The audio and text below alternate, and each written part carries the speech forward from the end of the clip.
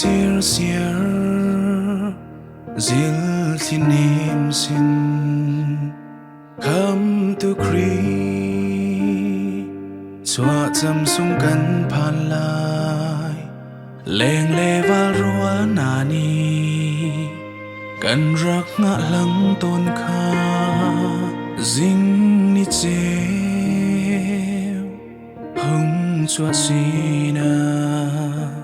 sung ngau nu mệt vai tuk ai e lung kil im lam ruang ma zing nu sin thla cham nu tho chua sina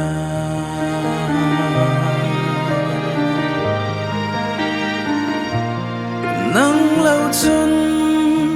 kan bao ruang mang cham lai mo chiel ma chum ni kan lao ai lai Christmas thu chung kling in gian ria dum chan oi na lai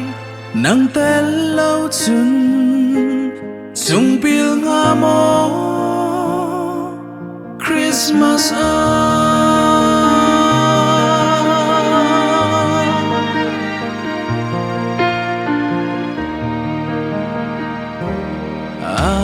dai zan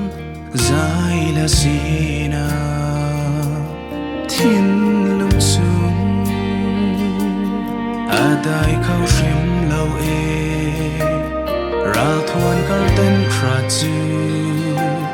liam sa câu nen luana zil khi te nang vung sang lo thir tuông bay mai suang ra cha rual kha ruat san na pe tu boy day na poyat suak san tin vung lao na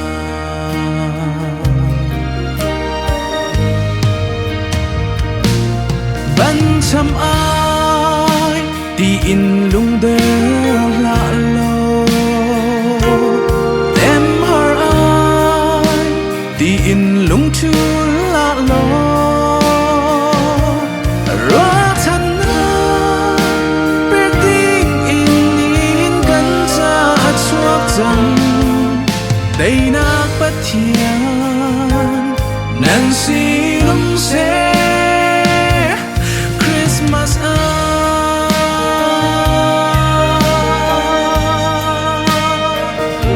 Christmas lop na nan di lak chu nga câu se Christmas lop na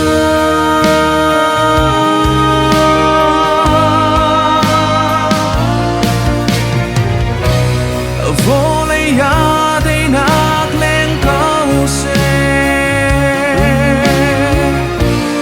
van ni ni zai na an sa zai den no gan drama day nak len chang se gan mi phun luat na cha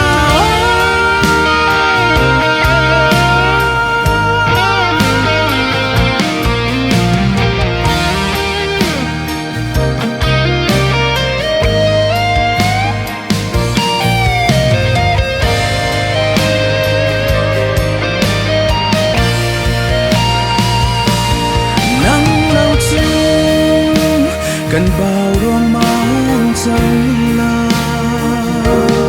mo chiang ma chum ni kan lao ai lai Christmas chung kling in gian ria dum chan oi na lai nang ten lao chun chung pil nga mo ban cham ai ti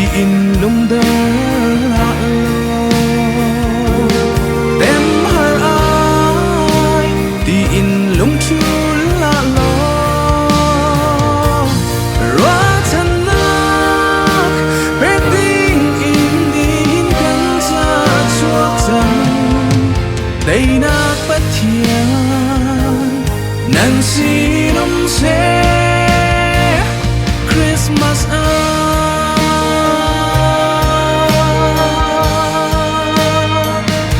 Christmas love na nandila